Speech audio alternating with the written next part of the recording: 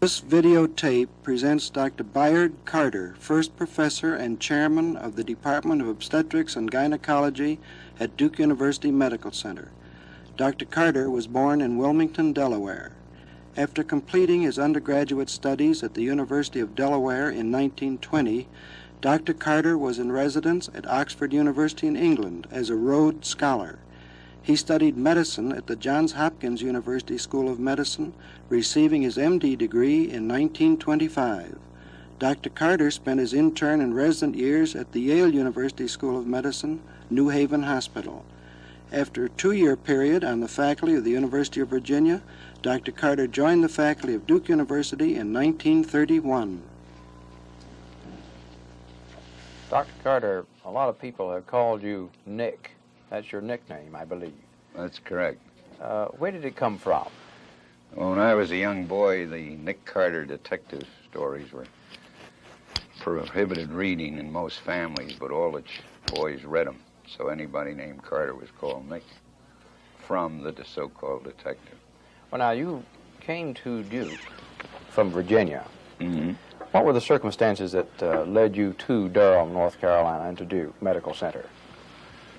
Well, I wanted to stay in the eastern part, and I wanted to work in the South because I thought the South was an attractive part of the country, and also because the schools, were coming up. You see what I mean? Building up, and they needed building. And Duke was a young school, had a dean with some good ideas of medical education, and I inquired around about the different faculty, and when I found out who they were, then I would naturally be interested in coming to Duke. So in short, it was simply the fact that you can start in your own without any records in the medical library, and you can see what you can do with a situation, not only in education, but in training and also in community care and responsibility, because I do think we have a great responsibility there. And not alone in medicine, but also in paramedical training of people.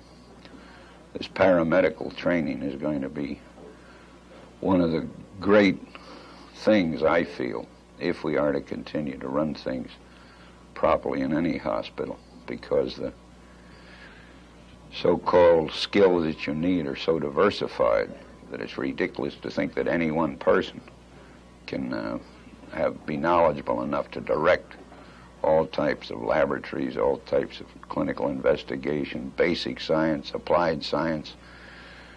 You just can't do it. So that in picking your staff, you try to pick people who know a lot more about certain things than you do.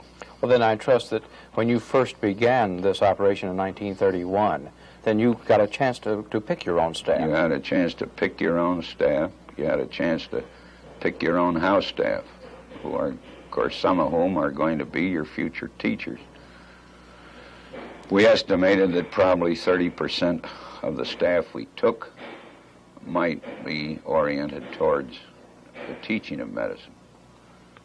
We almost made that a fact. So you had in the medical education at that time, of course, you had some very good schools, and you had some very poor schools. And we thought that Duke would be able, with the type of man that they had in other departments and so forth in the administration side of the university, it was a good opportunity to see what could be done in a private institution, because this is still a private. Well, apparently you were quite impressed with Duke in those Very years much when you were first coming here. We all had high hopes, of course, of a lot of things which we never got, but that in one way made it a lot more interesting, because nobody can ever have everything that he or she wants in living, and the same thing's true around an institution. But I think the whole experience was worthwhile. What would you say were your chief ambitions in those early years of beginning the department? I think a chief ambition is to be able properly to teach this stuff. When I use that word teach, I use it advisedly, because I don't think you teach many people. What do you do then? I think you give them an opportunity, and I think the smart ones will do it. Any teaching you do, I think, has to do with convincing the student, undergraduate, graduate, postgraduate, and even the faculty, our own faculty and our own selves, that education goes on every day as long as you live. The person who can't think and reason and want to learn, he turns out not to be a very successful teacher, clinician, researcher, or whatnot. In other words, it's continuing education from start to finish. And you hope that you can do in the training, that you can at least teach or preach this idea that you've got to keep on your mental, what you call side, the idea that you've got to learn something every day to keep abreast of all the changes. And even in those days there were changes. They talk about the medical explosion nowadays in knowledge. There were plenty of unexplored alleys in those days. Some people get lost in them, others go down the dead end and come out in good shape. Would you care to mention one or two of those alleys that were hard to explore? Well, for instance, maternal care has always been way down on the list of anything. In other words, all this preachment that parturition and pregnancy is a normal physiologic process is far from the truth. In short, I think today, looking back, that eventually they'll realize with all these problems, there's so many people to care for, so many this and that, so much non-education and so forth, that you're going to find pregnancy will eventually be considered probably the worst disease of any civilization. And I mean that in a purely broad sense, not how many women die in a state. At that time, North Carolina was 46th in maternal mortality, way down the line in infant mortality. And these were conditions over which very few medical personnel or public health personnel had any control. So that you had education to do not only in your own center, medical center, but also throughout the various portions of the state and the country. And North Carolina was not alone in this. The cancer problem, for instance, was another problem we were naturally interested in.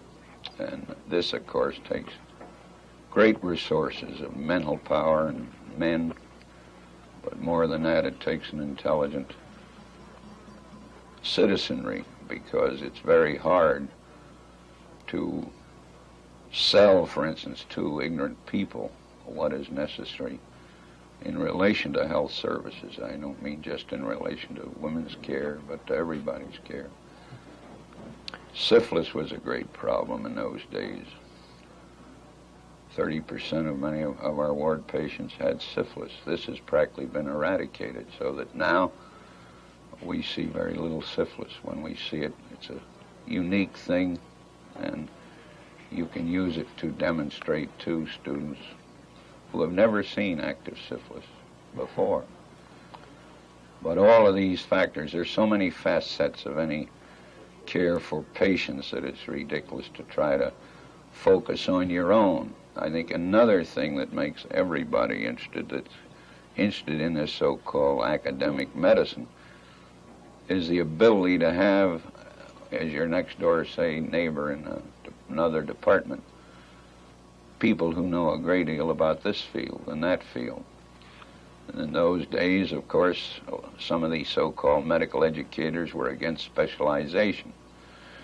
They were interested in creating what you call a general, we call a generalist now, and which will in time be called a primary physician, as it's stated.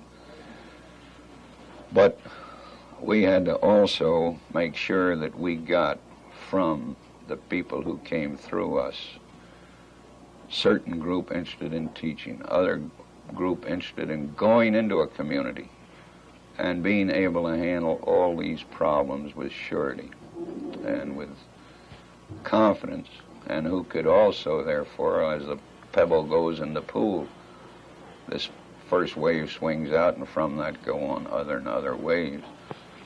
We had no society in North Carolina for obstetrics and gynecology. We had no place in that we could go. The nearest place we could go for meeting would be to motor to Richmond, or we could motor down to Atlanta, or we might even say, if we had the money, go to New Orleans. You were always welcome.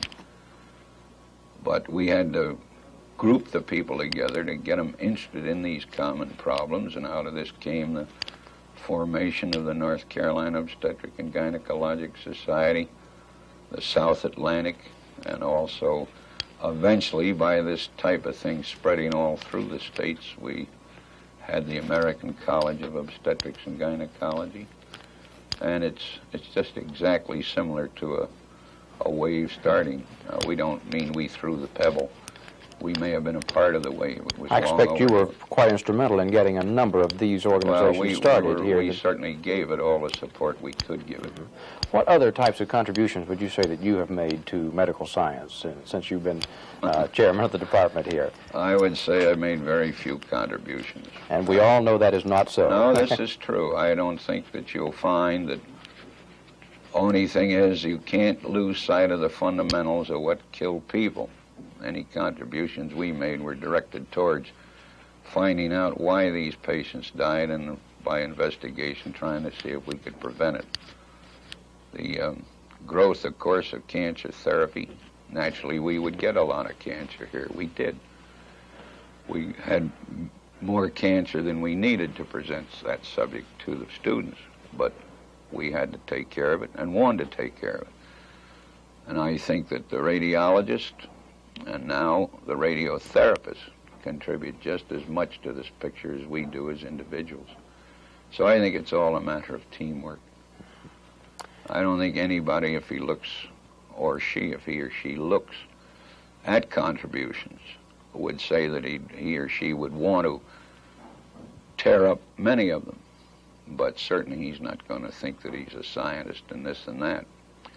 You have to have, in clinical medicine, you've got to have some clinical ability. This is the first thing we stressed. A man who wants to be a doctor primarily, if he wants to be a clinical doctor, has to be able to take the responsibility for the care of patients.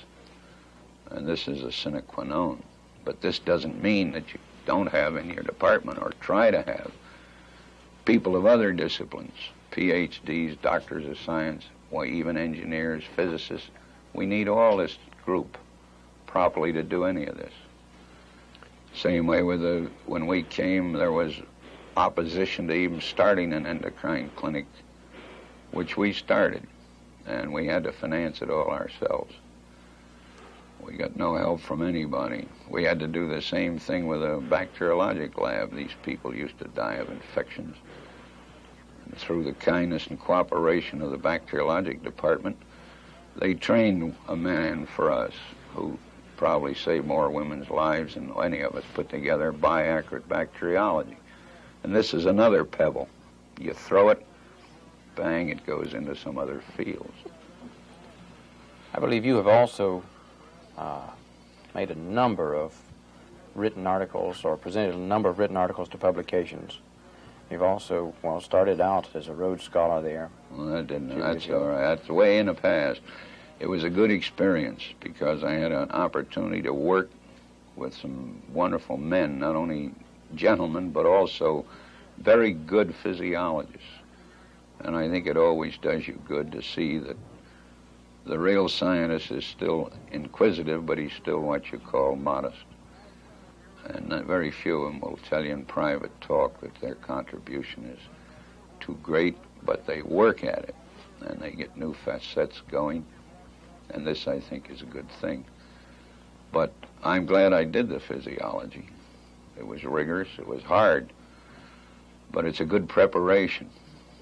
And of course, in those days, it was, if you take any of the things that you could work upon, the problem there was no research money really in those days from federal grants or this and that.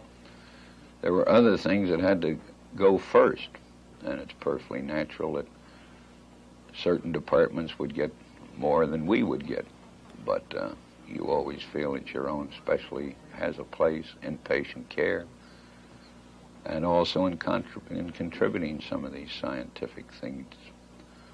So I think the best thing we did was to found, as I say, the laboratories to back up and prove our clinical experience. You can't prove your clinical experience unless you have a good scientific background of what your laboratory tells you. This is true in a clinical workup or any type of thing. You've got to have added help. You've got to have the chemistry laboratory, you've got to have the bacteriology laboratory, the endocrine laboratory, and the pathology, all working to prove, substantiate, and improve medical care. So the one thing I liked about it was certainly a cooperative. Some of us had so little money we couldn't do as much as we'd like to do, but anything that you could get done was done, but it was done on a cooperative basis. And tremendous strides were made here under your care. Well, I mean, not under my care. All I did was worry about budget and space and all this and that. That's not much fun.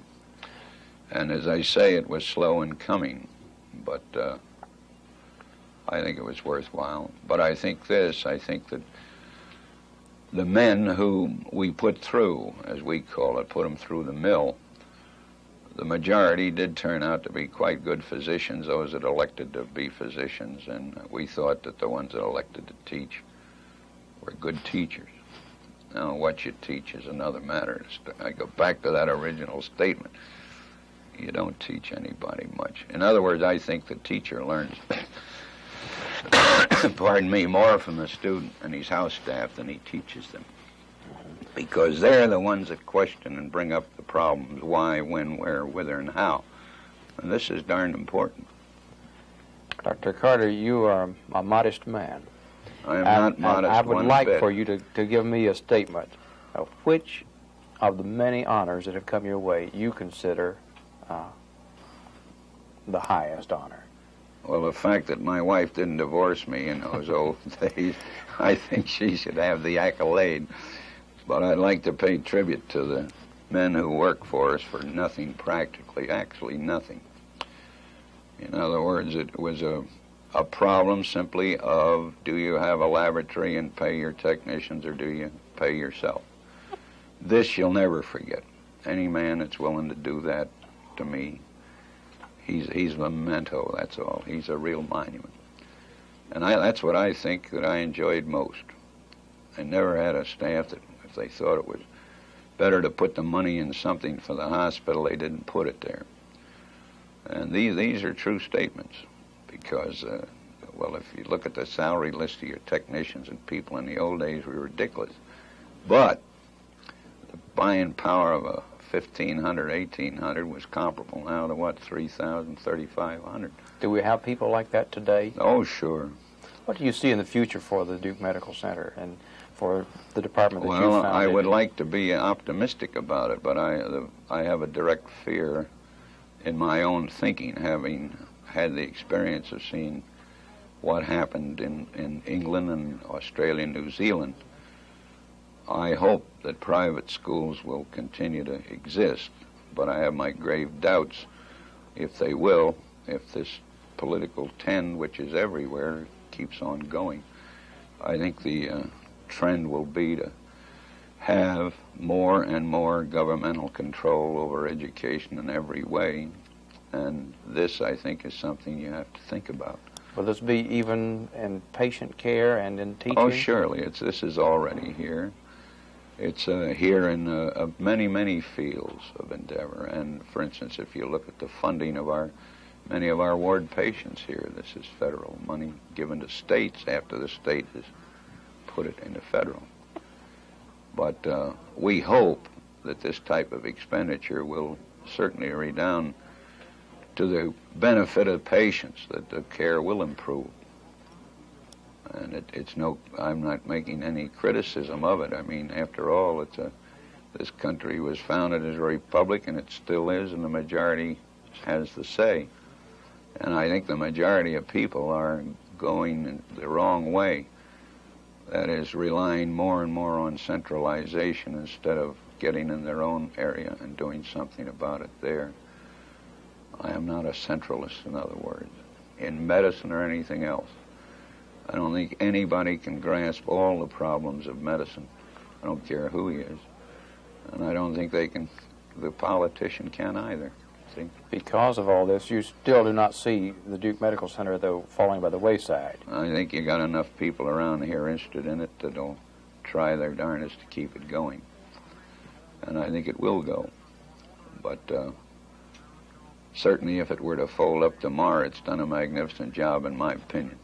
And that's not, I'm not me myself, I'm just talking about the center as such. And I think it's, well, I mean, when you get near the end of the line, you just like to tell people this. Not about your own department, but about a center as a conjoined structure. And it was a darn good structure. And it did good medicine, good teaching, some darn good research.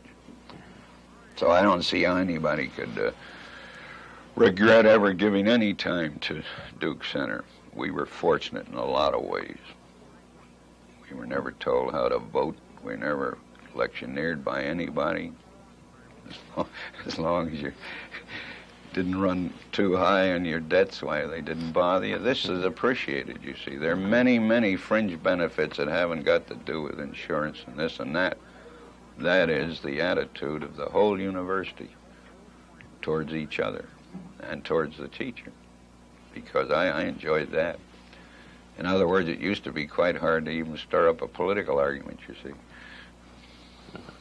Thank you very much, Dr. Carter. Not at all. Sir. Well, that was painful.